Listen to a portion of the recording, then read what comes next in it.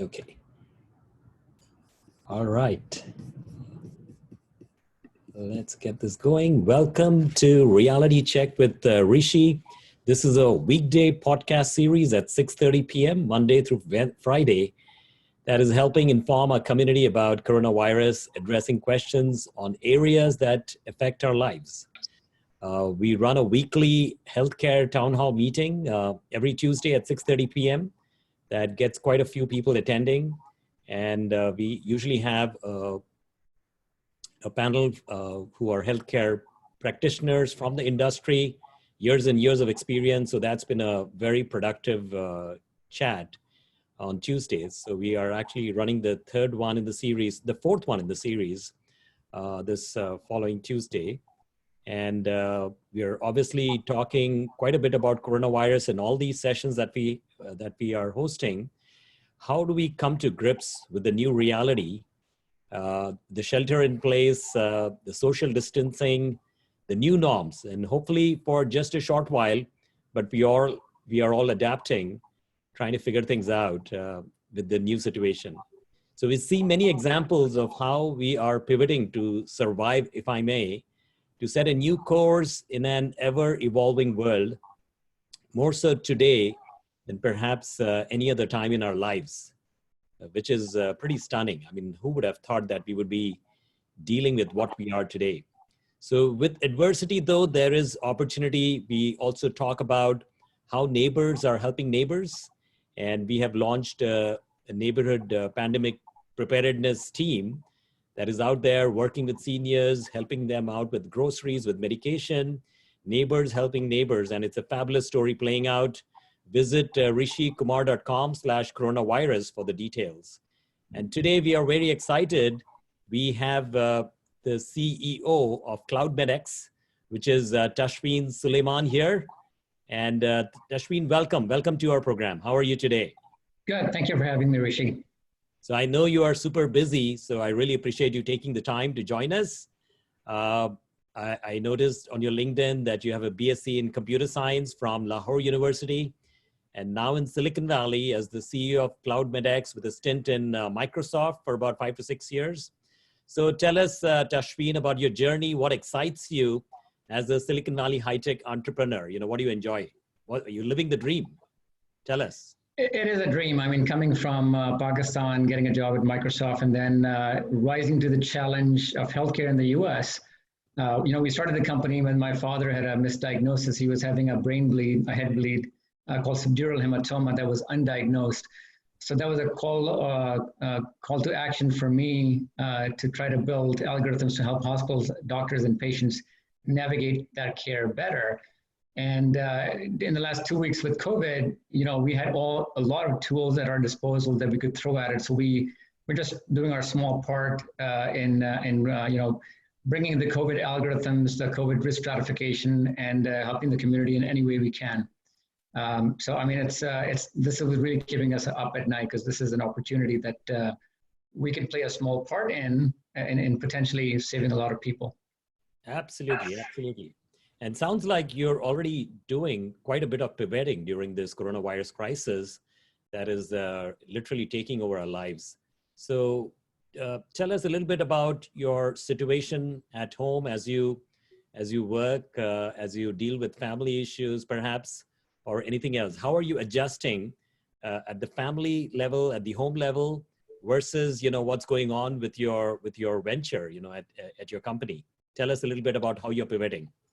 So, we're a cloud-based company. So moving people away from the office and having them work from home is no difference to us because, the folks can work from home. It's zero disruption to work.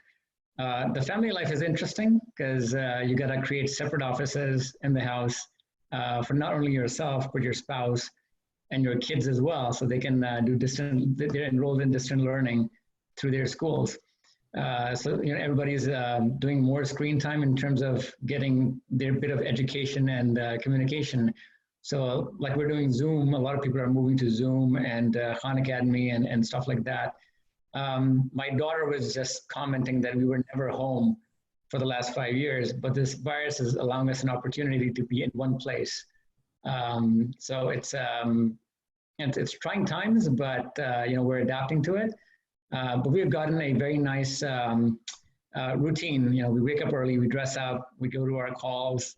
We're talking to a lot of doctors, we're talking to a lot of city planners, state level governors to get our tools into the hands of as many people as possible and just do our little part. Yep. Yeah. So, essentially, it seems like we are looking at life through a different lens. As we are little change of scenario, it doesn't change a whole lot, but our circumstances have changed and the world is dealing with a new reality. And so, we are also changing the lens through which we are looking at the world. And there'll be a huge shift, I believe, in thinking in terms of how we operate, how we interact with planet Earth. And hopefully this will all settle into something good and better down the road. And that's what we can hope for. So let's talk a little bit about healthcare, which is really a focus.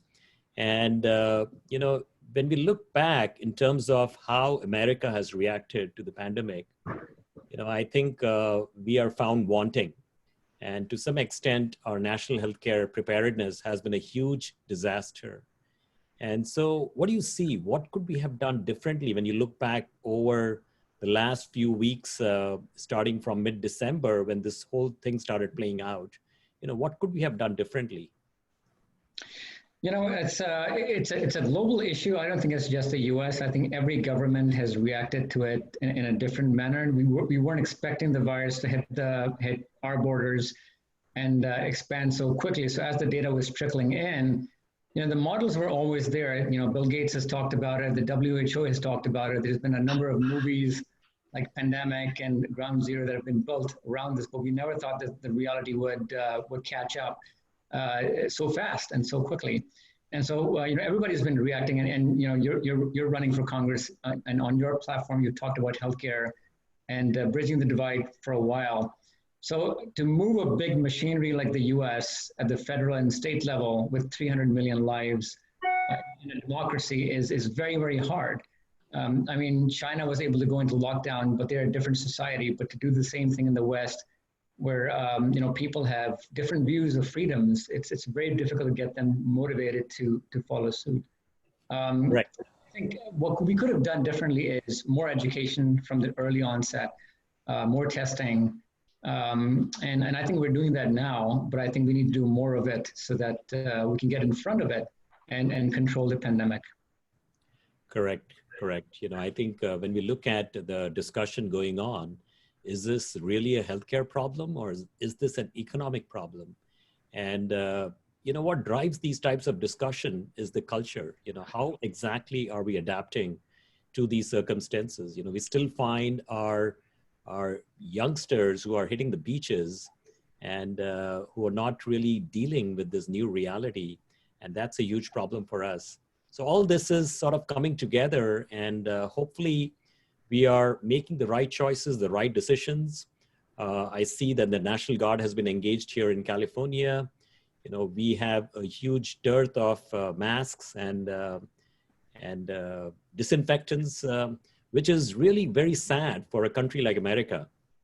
But we have seen how Singapore has reacted to SARS, and now how they have created a national preparedness that is bar none. They have really set some amazing resources have been put to play and battle tested for many years now, and they have dealt with it so much better.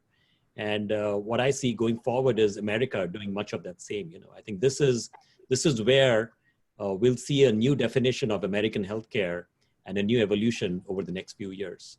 So let's talk about when we look at the current changes that are happening with American healthcare. I noticed that many of the primary physicians, they are all working out of their home offices, and they are essentially doing telemedicine. There are folks calling them with symptoms. They are running diagnostics or perhaps recommending a blood test. But, everything has been done sort of offline. And I see we could have done this perhaps even years before, but this is how we are all pivoting.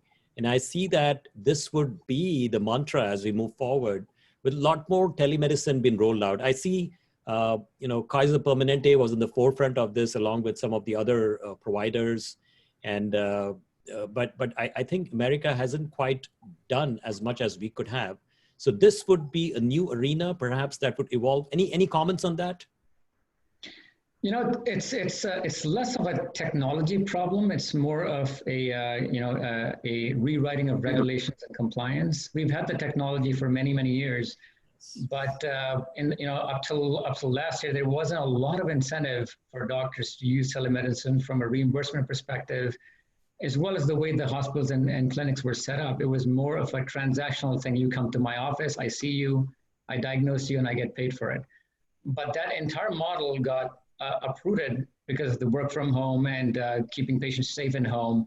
So we've always had the technology for telemedicine and remote monitoring. Now is going to be a test for those companies to scale themselves up and meet the demand. There's many cases of telemedicine companies, they have spun up additional servers, but there's so much load on them that patients are still having to wait 40 minutes to an hour just to get on a teleconsult with physicians. So even they're trying to, adapt to their systems. And that's one of the reasons we launched Ask Sophie, which was a chatbot that sits in front or sits in between the doctor and the patient to try to help them better identify their symptoms. And then, while they're waiting to talk to a doctor, provide a sort of an AI conversational agent so they can get to some reference material while they wait. So it's sort of load balancing and load sharing with those physicians. So that's the scaling up the technology is one thing, but scaling up the doctors and resources is completely another thing. I mean, we have about 1 million doctors or more, slightly more in the US. That's not enough to deal with the COVID crisis. We're looking at COVID as a pandemic right now, but we're still learning on how a patient with congestive heart failure would react to COVID versus somebody who has, a lung disease like COPD or asthma, how they would react to COVID. So I think it's going to be people who are affected with COVID, they're going to have more comorbidities or underlying issues that doctors are going to have to wake up to and realize. And, at different states, they're fast-tracking resident doctors and students to become full doctors to meet the capacity to deal with this. And then the third thing is, of course, supply chain. We're already starting to see shortage of masks, shortage of ICU beds, and equipment that is keeping the doctors safe. I have a cousin who works in New York as a doctor. This morning, he's just 30 years old. He got diagnosed with COVID. So now he has to spend 14 days to a month in quarantine, and we don't know when he's going to come back into the workforce. So as more and more physicians in the front lines get infected, you're basically depleting those resources from the physician side as well. So there are 3 problems we have to tackle in a very short amount of time. Correct. And, we talk about with all these types of tools, we'll dig into Sophie in just a minute, but I just wanted to touch upon the optimization that is currently going on in healthcare. American healthcare is very expensive. And with the current model that we have, obviously we have Medicare that caters to folks who are over 65, but right. The rest of the country is essentially, we are on our own. And the cost of healthcare has gone up drastically over the last decade or so.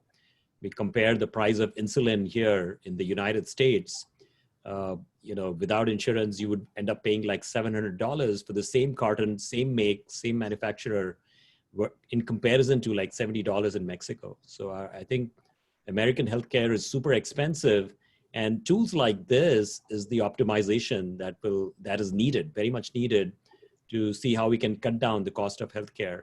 And so I commend you for rolling out Sophie. Let's talk a little bit about that.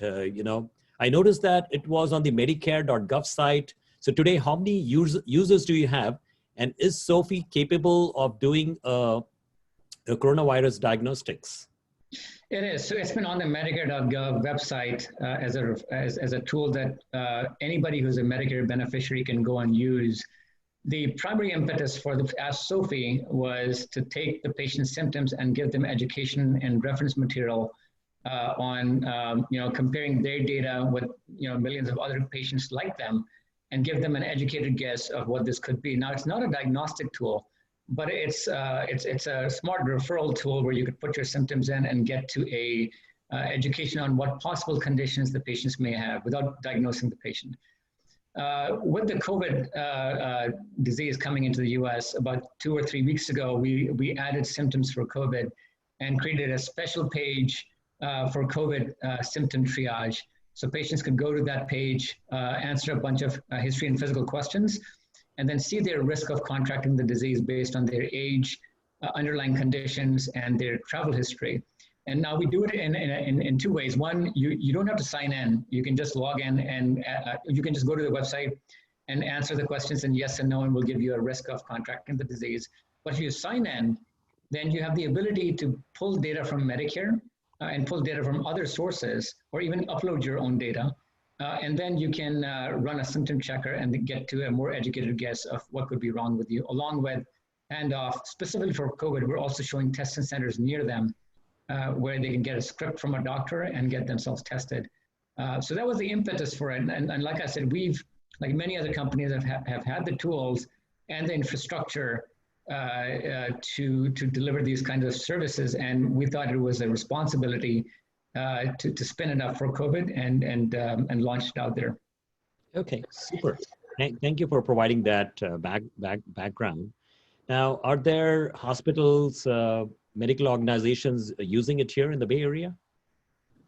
So the crux, the biggest user of Ask Sophie would be primarily the patients. But over the last week, we've gone into contract negotiations with payers and certain national agencies that are looking to put Ask Sophie to use for their beneficiaries. Just like Medicare is using it for their beneficiaries, we are now in the process of contracting with these agencies to assist their beneficiaries.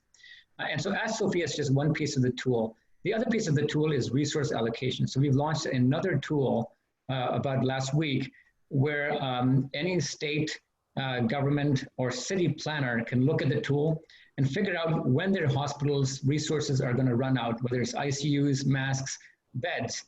And that's the other piece of the tool where we're taking data from Ask Sophie, projecting it on the map of the US, and starting with the map of the US, you can drill down to a state level, to a city level, and then down to a hospital level to figure out, are they T-minus 7 days from their masks running out, T-minus 5 days from their beds running out. And so that's a tool that goes hand in hand with Ask Sophie to help with city planners and hospital administrators figure out where they need to scurry for sources and get that access supply in place.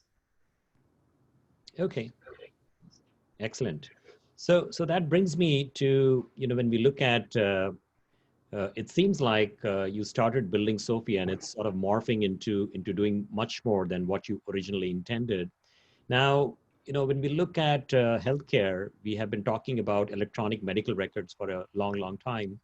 Now, if we could sort of analyze the profiles of American patients and figure out that here is the risk profile of the ones who are more prone to coronavirus. If we had that ability with a fairly intensive database like an electronic medical record, that would help us, for example, get the economy back on track, where the ones who are falling into the risk profile would be the ones staying at home versus the rest of the population. Now, do you foresee something like this ever happening in America? To build that national electronic medical record that President Obama had attempted. And I truly don't know where it is today, but it doesn't sound like it's been moving forward. So I think the road to digitization was one of the best things that could have happened in US healthcare system, which is to move from paper to digital and have a digital record of the patients. That has allowed us to create better models for pandemics, create better models for predictions of diseases and progressions of diseases. I think it was a very good thing for the country, specifically for COVID. I think the big EMR companies like Epic, Cerner, and some of the other ones, I think they're playing a tremendous part in opening up their databases for people to come in and assist them in these modelings. And so I think we're going in the right direction. My only wish is that it should happen faster because the disease is not going to look at your race, your gender, your geography, or company. So there's companies out there that are creating walls around their gardens.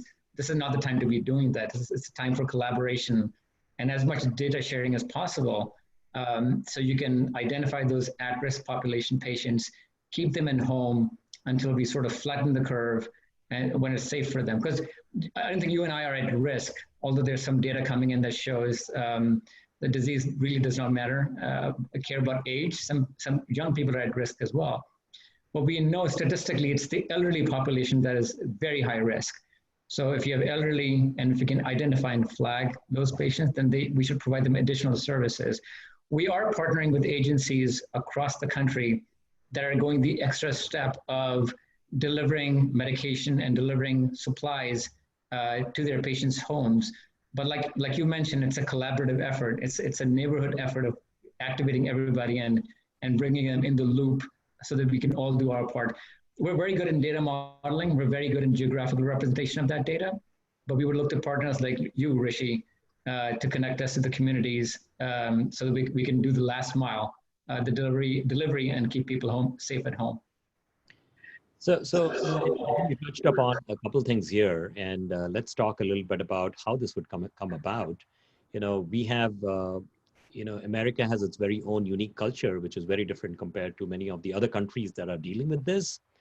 And for example, data privacy is a big deal. We have HIPAA guidelines that we have to follow, and then when it comes to how we have our own unique culture with respect to our government, the people, the expectations.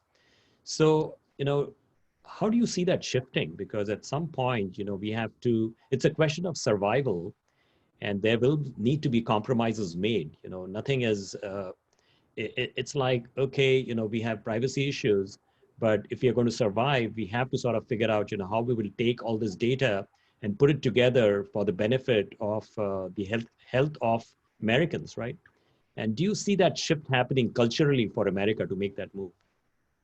So I'm not a privacy expert, but I can give you my piece, which is when the patient's data goes into a hospital, it's personal health PHI. But if the patient is willing to share it, then it's not as far as I understand it, it's not PHI, it's PII, because the patient is choosing to seek help and share their data willingly. So those are two different things. I think the patients that I've seen want to learn more, and so I've seen patients share their own data willingly on Facebook and Twitter, try to connect with other patients like them, or even with doctors to seek care. I predict that this will happen more and more on the patient side, and I think physicians are waking up to the fact that we're still learning about the disease, and the more they collaborate with each other, the better. I've seen doctors go on Facebook and Twitter and say, this is what I've tried, this is working, take it with a grain of salt. And I've seen other physicians take that and try it. I mean, we're in the Wild West when it comes to COVID, because there's, people are building guidelines, but we don't know. Like the anti-malaria drug that was talked about last week, it's anecdotal that it's helping some patients, but we don't have a statistic relevance for it. But it seems to be working, and some other doctors are following it. So. Yep. And what I was touching upon was, I think there is a huge reluctance to essentially participate in any public sharing of data. Big Brother is watching, things like that, right? So it's a little bit of a cultural handicap that is preventing things like EMR to actually succeed in America. So hopefully with this kind of crisis, we sort of reconcile to the fact that, if we have to address these types of pandemics or God forbid, biowarfare, we have to be better prepared. And nothing like having a national electronic medical record that will provide different data points for our scientists to make resolution a lot faster. How can we have these types of predictive analytics with diseases and things like that? So anyway, I believe there are a few questions, and so let's go to our folks who have joined this call. And I believe Surendra had a question. Surendra, would you like to jump in? Thank you, Rishi. Actually, I just joined today. I'm following his explanation related to the medical, the data statistics related, analyzing the data. I'm just following the coronavirus. It is related to the RNA. I don't know the medical terminology, how the RNA acts and how the virus in the RNA family. I don't know about that, but he's checking the data, the coronavirus data. So when it is dealing with the data, they are going to identify uh, the data analysis based on the demographics, or else they are going to split out the data in the age group, or else how they are going to do it. We don't know exactly, because when I'm following some online the documents, China and some other countries, they follow the blockchain technology to identify individual cases, group them into some case study in the future drug discovery base. I don't know, because based on the individual blood samples or how they are doing, we don't know. But this is completely related to RNA. Right. So we're not doing lab testing. There are some promising results that are coming out from PCR testing, and there's some lab companies that are rapidly building rapid tests for early diagnosis.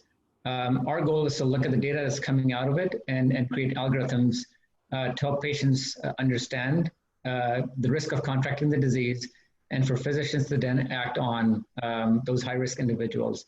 We're not in the space of lab testing. There's a lot of other companies that are working in this space, and a lot of them have solutions out in the market, and a lot of them are coming out with more solutions to help address this. Oh, you are collecting the data sets from the labs, or else how you are collecting the data sets? Yeah, so we're collecting data directly from patients that are self-reporting, and then through certain partnerships, we're going to be starting to collect data from the hospitals themselves, but we haven't touched that yet. Oh, okay. Thank you.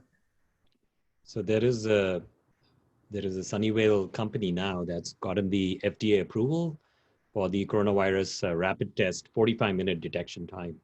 So Silicon Valley is playing in this part, and we are doing what we can to. And this is Cepheid, I believe.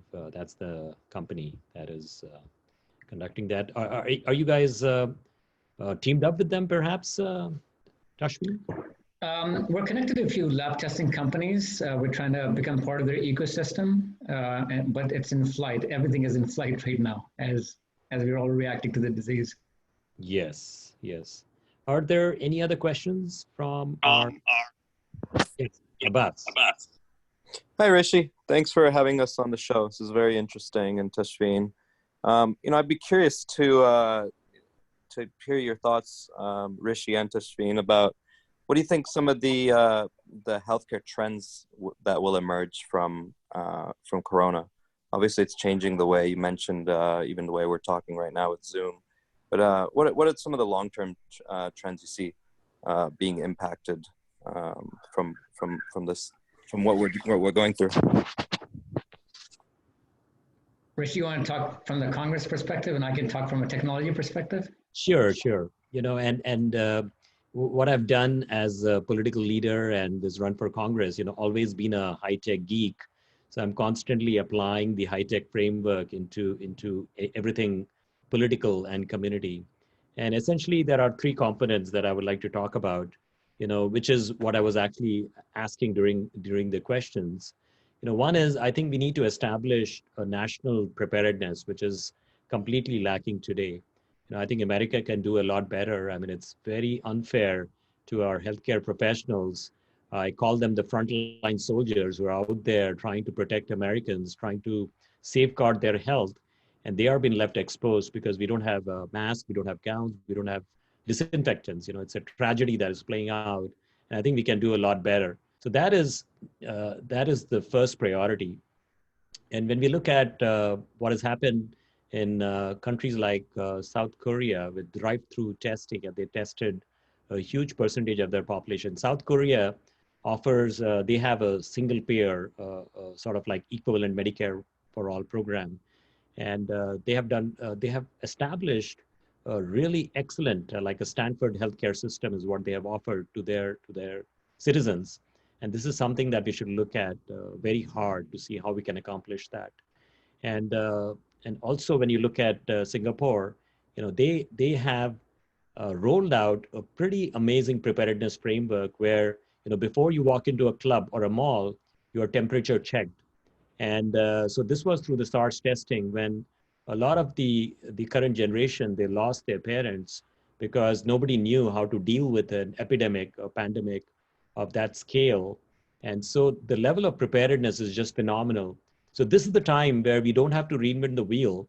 We should look at what's been happening in other countries and we should adopt that and make it better here in America. So that preparedness is very, very important. And then secondly, I talked about the telemedicine. I think there's a huge investment that needs to be made. And this will probably be one of the growing verticals within the healthcare industry that is going to thrive over the next 5-10 years, because this will reduce the cost burden upon American healthcare. And thirdly, I do believe we need to have better tools. We need to have tools around healthcare analytics, predictive analytics, and also building that national database that will help us address these types of future challenges that includes the pandemics, or what my big concern is, biowarfare. If that plays out, we don't want to be compromised in that situation. So those were my three big ones in terms of the changes that we will hopefully see. I see a before coronavirus and after coronavirus, and hopefully we will adapt, adjust, and make the right changes for the well-being of Americans for the future. Tashfeen? I'm a big believer of Carl Sagan and his brief talk when he gave one of his last talks that he gave, where he talked about wanderers, the pioneers that go out and venture in new lands and eventually become the survivors of humanity. I think physicians and people on the front line are wanderers. It's hats off to them for being on the front lines of the disease. They're curing it, they're getting sick themselves. But I think there's opportunity for all of us to assist them with the access capacity, and I think technology can give them that access capacity as a force multiplier, whether it's AI or better simulation models, or helping them protect themselves, like Rishi mentioned, having a sort of a remote thermometer scanner where you can do distant measurements on body temperatures. So I think we have all the technology. We just, in my opinion, I don't think we've been exposed like Far Eastern countries have. And so we haven't had that reality check. I'm sure people have done war games all across the board, but it's one thing talking theory, but another thing when you're actually living it. So, countries like South Korea and Singapore have had those episodes. They have learned from them, and they had a rapid response to it. We're just, learning, but we have all the tools, all the capacity, all the capability, and it's actually a miracle for a country of over 300 million people, one of the largest land masses in the world. Even the response that we got now has been phenomenal for the country of this size. So yeah, so when I look at from my days in IBM, IBM had lots of products. But what we did really well back during my days in IBM, and probably still, is how we created solutions that work very well for our customers. And so to touch upon the point that you made, Tashfeen, we have lots of great tools. We have the solutions. Now, how can we take that and create a framework that will provide a better healthcare program for Americans to address challenges like these pandemics? So I can see very well that happening. We have all the best of brains. We have some pretty phenomenal technology that has been deployed. Now we have to take and establish a solution framework to address the pandemic challenge on hand. And I'm very confident we will see that.